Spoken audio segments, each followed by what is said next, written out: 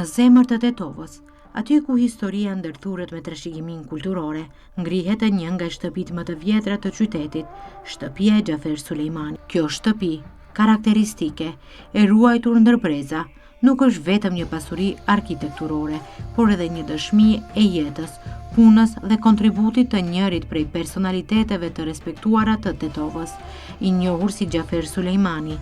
Ai ishte një figurë që la gjurmë në historinë shqiptare. Dhe shtëpia e tij vazhdon të mbajë shpirtin e një epoke të vjetër, duke u kthyer sot në simbol të kujtesës kolektive të tetovarëve dhe të gjithë kombit shqiptar, theksoi stërnipi i tij Agon Mehmeti. Xhafer Sulejmani lindi më 14 mars të vitit 1879 në Sevran të Rrethit Skrapar.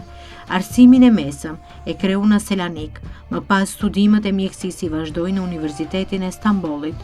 Pas periudhës së praktikës në Janin, ai u vendos në Tetov dhe u bë mjek. Shërbeu për banorët, veçanërisht gjatë kohëve të vështira, gjatë luftës dhe epidemisë. Ai ka shërbyer si deputet dhe më pas senator në Parlamentin e Mbretërisë së Jugosllavisë për Vardar Banovinën në periudhën 1927-1939. Me okupimin e Jugosllavisë nga forcat e Boshtit në luftën e dytë botërore, në maj të vitit 1941, ai u emërua kryetar bashkiak i Tetovës, në kohën kur Tetova u përfshi në juridiksionin e Mbretërisë së Shqipërisë. Gjatë mandatit të tij, si kryetar bashkie, ai ndërmori nisma për hapjen e shkollave shqipe në Tetov për të rritur mësimin dhe përdorimin e gjuhës së shqipe. Fillimisht ju dëshiroj mirëseardhje në Tetov, në shtëpinë e Dr. Xhafer Sulejmanit. Kjo shtëpi i takon shekullit të 20, është ndërtuar diku në rreth vitit 1902. Të paktën ashtu mund të përfundojmë bazë të bishkrimeve të cilat i gjejmë në pjesën e fasadës të shtëpisë. Pronari i shtëpisë ka qenë Dr. Xhafer Sulejmani, i cili ka ardhur këtu pasi ka përfunduar studimet në Stamboll dhe në Francë dhe pastaj është vendosur këtu për ta ushtruar profesionin e tij si mjek. Ajo që e lidh shtëpinë me Dr. Xhafer Sulejmanin është se edhe ai si figurë ka peshë shumë për Tetovën, ka qenë kryetari i parë shqiptar i Bashkisë së Tetovës. Gjithashtu para asaj, domethënë kur është vendosur në Tetov, në periudhën e fillimit të viteve 1900, ka ndërmarr veprime të ndryshme, domethënë ka qenë si sipërmarrës, gjithashtu ka qenë domethënë si mjek, gjithashtu edhe veprimtari politike dhe kombëtare. Kjo shtëpi ka vlerë të madhe për ne, edhe në aspektin e trashëgimisë, domethënë këtu jeton brezi i katërt, edhe për ne ka shumë vlerë në aspektin e kujtimeve. Domethënë në këtë shtëpi kanë jetuar edhe fëmijët e Dr. Xhafer Sulejmanit, disa familje, ka pas kohë kur kanë jetuar më tepër se një familje në këtë shtëpi. Dhe kjo ka shumë vlerë për ne në aspektin e kujtimeve, në aspektin e vlerës historike që gjithashtu shtëpia paraqet edhe për qytetin, po edhe për ne. Ka disa pika të cilat janë kyçe. Unë mendoj se kontributi më i madh është gjatë periudhës kur Tetova ka qenë në administrimin e Shqipërisë. Në atë kohë ai emërtohet si kryetari i Bashkisë së Tetovës, me këtë ai bëhet edhe kryetari i parë shqiptar i Bashkisë së Tetovës. Në këtë kohë janë ndërmarrë shumë aktivitete, si nga aspekti arsimor, aspekti kombëtar. Domethënë qeveria qendrore në Shqipëri ka ndërmarrë hapa për hapur shkrim leximin në gjuhën shqipe në këta troje. Domethënë janë sjellur arsimtarët nga Normale e Elbasanit. Dr. Xhafer Sulejmani ka qenë si figura administrative kryesore këtu, ka qenë kryesori i cili ka shtyrë këto aktivitete. Në lidhje me këtë, ai për shembull kemi në letra, ka qenë në komunikime me ministrin e arsimit të asaj kohe, Ernest Koliqin. Përveç kësaj, kemi korrespondencë me qendrën e Bektashive në Shqipëri, ku kërkohet aktivizimi i teqes Arabati Baba këtu në Tetov, domethënë të kthehet aktivitetet kulturore dhe fetare aty, edhe për është angazhuar. Dhe natyrisht këto janë ata që disa nga aktivitetet e tij që mund të veçohen. Në periudhën më të hershme, në vitet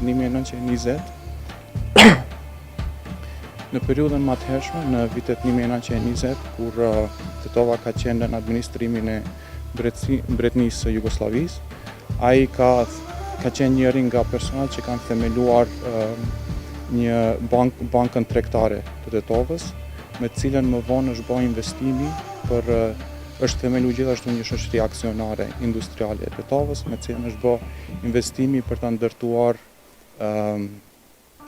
hidrocentralin e parë në Jugosllavinë jugore, hidrocentrali Shkumbin, i cili sot e kësaj dite ndodhet në rrjedhën e lumit Shkumbin. Figura e Dr. Xhafer Sulejmanit është e rëndësishme për ne kryesisht si familje, por përgjithsisht për shqiptarët e kësaj ane, për shkak se përfaqëson një figurë i cili arriti të bëjë disa përpjekje dhe aktivitete me të cilat pati sukses në periudha shumë sfiduese. Domethënë bëjmë fjalë për periudhën e parë të luftën e parë botërore dhe periudhën e luftës së dytë botërore. Dhe këto janë periudha turbulente, domethënë kur administrimi i Titovës kalon nëpër sisteme të ndryshme. Ne kemi njëherë administrimin ndër perandorinë osmane, pastaj vjen Mbretënia e Jugosllavisë, pastaj vjen administrimi në administrimin e Shqipërisë dhe pastaj vjen Jugosllavia komuniste. Gjatë gjithë kësaj periudhe turbulente ai ka arritur që të zhvillojë aktivitetin e tij, qoftë si sipërmarrës, qoftë si mjek, qoftë si figurë politike, dhe këtë e ka bërë me konsistencë pa marrë parasysh se cili sistem ka qenë. Nga kjo ne mund të mësojmë se si duhet ta trajtojmë, domethënë, vendin tonë, si duhet ta duam Titovën. Unë thash më herët që ai vjen nga Shqipëria, por e ka bërë maksimumin e vet që të kontribuojë në Titovë. Mund të mësojmë se si ne mund të udhëhiqemi nga këta vlera, nga vlerat e kombëtare, nga vlerat për dashurinë për vendin, patriotike për të kontribuar. Mësimi im të paktën personalisht është që qëndrueshmëria, të jemi fillimisht vlerat që ai përfaqëson, themi është profesionalizmi i tij. Shumica e arritjeve të tij vijnë nga që ka studiuar, ka qenë një mjek i suksesshëm dhe pastaj këtë e ka përdorur për të ndërtuar mbi atë, gjithmonë duke pasur parasysh, domethënë, kontributin ndaj popullit dhe ndaj familjes. Kjo është e cekur edhe në epitafin e tij, që thuhet të bëhen një lutje për Dr. Xhafer Sulejmanin, i cili gjithë jetën ja përkushtoi mirëqenies të familjes dhe popullit të tij. Ajo që duhet të bëhet është që këta figura mos t'i lejojmë të shkojnë në haresën e historisë, që t'i kapojë pluhuri, për shkak se ne shumë mund të mësojmë nga e kaluara dhe pastaj atë që e marrim nga e kaluara ta përdorim si mësim se si duhet ta udhëheqim jetën tonë në të ardhmen. Mendoj që duhet përtej përpjekjeve në rrafshin individual dhe familja që i bën, duhet edhe në rrafshin institucional, domethënë. Institucionet mund të bëjnë shumë në këtë drejtim. Ka pas tentime, domethënë përpjekje për ndryshimin, për shembull së fundmi ka qenë ndryshimi i emrave të qytetit, ku është përmend emri i Dr. Xhafer Sulejmanit si një nga emrat që mund t'i jepet njerëz nga rrugëve të qytetit. Kanë qenë gjithashtu institucione tjera, si shkolla e mesme e medicinës, spitali. Diçka tjetër që mund të bëhet, mendoj është që edhe në rrafshin institucional, në programet shkollore, që tetovarët, po edhe më gjithë shqiptarët të njoftohen me këta figura, se nuk është vetëm Dr. Xhafer Sulejmani, ka edhe të tjerë, se gjitha ta punë nuk bëhen vetë, ai ka bashkëvepruar me shumë patriotë të tjerë, po edhe me shumë tetovarë të tjerë, që kanë kontribuar në mirëqenien e qytetit gjatë gjithë këtyre periudhave. Nëse këta figura përmenden në histori, fëmijët i mësojnë këta, atëherë kjo ndikon edhe në vetbesimin e tyre. Për shkak se nëse ne kemi bindjen që ndonjëherë në Titovë, qysh në vitet 1920, është ndërtuar një hidrocentral, i cili pastaj është përdorur për t'i dhënë rrymë Shkupit ose vendeve tjera, kjo neve na jep vetbesimin që të njëjtën ne mund ta bëjmë edhe sot, të njëjtën mund ta bëjnë edhe brezat e tjera në të ardhmen, po jo të ndërtojnë një hidrocentral, mund të ndërtojnë edhe diçka tjetër, e cila mund të ketë kontribut më të madh shoqëror, kombëtar dhe më gjerë. Dr. Xhafer Sulejmani kishte fatin e shumë patriotëve të tjerë të asaj kohe, domethënë me ndryshimin e administratës nga asaj të Shqipërisë këtu, me ardhjen e sistemit komunist jugoslav, filloi persekutimi Dr. Xhafer Sulejmanit. Fillimisht u mur në pyetje disa herë, edhe pse ishte në moshë mjaft të shtyrë në atë periudhë, flasim për moshën rreth 65 mbi 65 vjeç, domethënë, burgoset me arsyeën që aktivitetet që i kanë ndërmarrë paraprakisht, edhe pse për shembull në periudhën e mbretërisë të Jugosllavisë ai ishte edhe deputet, ishte edhe senator. Ndërsa tani me Jugosllavinë komuniste ai shpallet si armik i popullit. Burgoset pas një periudhe e lirojnë nga burgu me arsye se ka qenë mjek dhe është nevojit ndihma e tij për popullin dhe ndron jetë në vitin 1953 në Tetov, ku edhe varroset më vonë. Për kujtim, domethënë, siç thash, përgjithsisht në atë periudhë janë persekutuar shumë familje. Ajo që ka ndodhur me fëmijët e Dr. Xhafer Sulejmanit, për shembull, janë shpërngul. Nga 6 fëmijë që i ka pas ai, vetëm 2 kanë vazhduar të jetojnë në Tetov, kurse pjesa tjetër, disa nga ata kanë ndruar jetë më herët, kurse një pjesë e familjes është në Turqi dhe një pjesë tjetër e familjes është në Amerikë. Ne nuk kemi ndonjë monument i cili sot e respekton sakrificën e të gjithë të fësuarve nga periudha e Jugosllavisë komuniste. E njëjta vlen edhe për Dr. Xhafer Sulejmanin. Mendoj se duhet t'i jepet vlerë sakrificës që është bërë paraprakisht. Mos të lejojmë kjo të harrohet, se përndryshe do të vijë koha kur këto gjëra mund të na përsëriten, kjo është diçka që ne kishim dashur. Ndërsa ecën nëpër dhomat e vjetra, ndihen aromën e drurit të thatë nga koha dhe energjinë e një jete të dikushme që ende mbetet e gjallë. Çdo detaj, që nga dritarët e vogla e deri te obori me gur, rrëfen një histori të heshtur.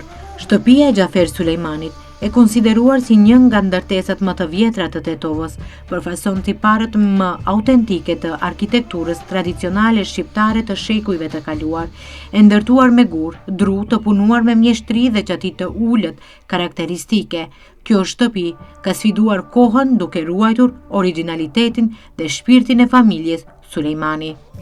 Po, ajo që e karakterizon është që është stili i veçantë që i përket kohës të periudhës së fundit të perandorisë osmane.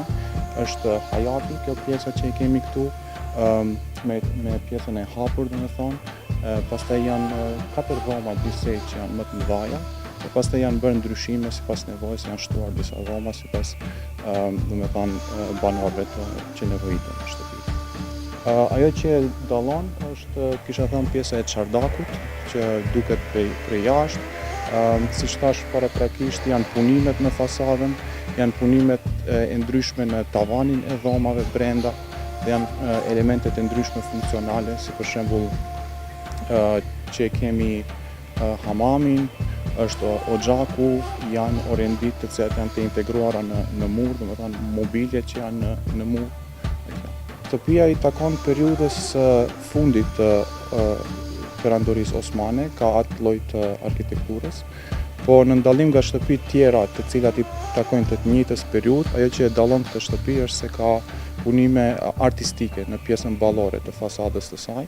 Domethënë në anën e majt kemi disa dizajne të florale, të luleve, kemi gjithashtu edhe dizajne tjera në mënyrë simetrike të cilat janë të punuara, kemi mbishkrime me shkrime arabe, dhe gjithashtu ka, për shembull, është një pikturë e cila paraqet portin e Selanikut dhe të tilla.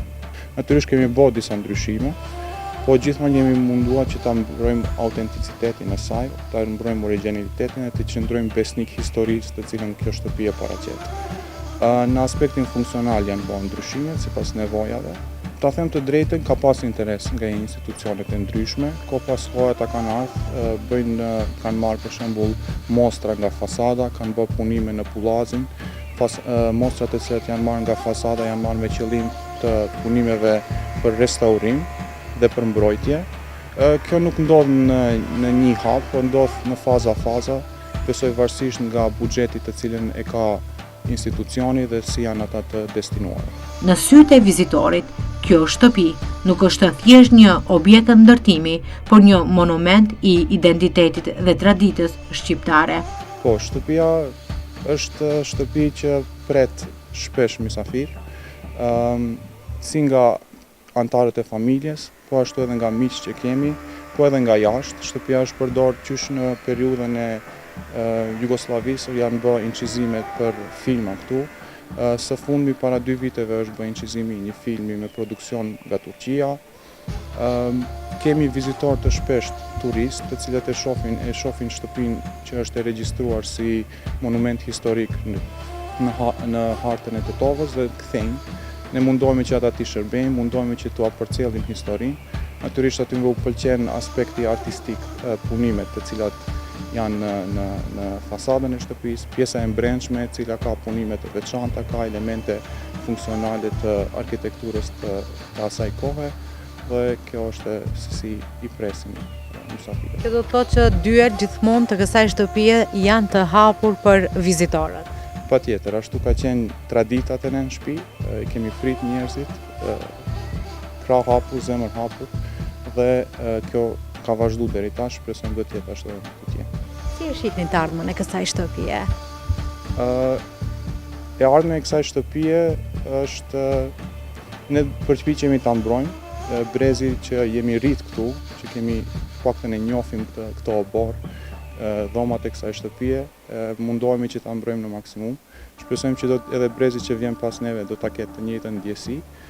Kemi disa ide që në një fazë të caktuar pasi ti mbledhim materialet që i kemi me vlerë historike dhe pas kryerjes të disa punimeve në pjesën e jashtme të shtëpisë, do të ta prezantojmë si një muze privat ose me ndihmën e institucioneve nëse mund të integrohet në një të themi program më të gjerë që i paraqet objektet historike të Tetovës, dhe kjo do të ishte kënaqësi për ne, domethënë që të presim vizitorët. Të gjithë vizitorët janë të mirë së ardhur dhe ajo të cilën unë do të kisha dëshirë ta marrin si mësim kur të largohen prej këtu, do të ishte një inspirim, domethënë, nga ajo që e shohin në aspektin figurativ dhe artistik, po gjithashtu edhe nga historia dhe figura që paraqet Dr. Xhafer Sulejmani.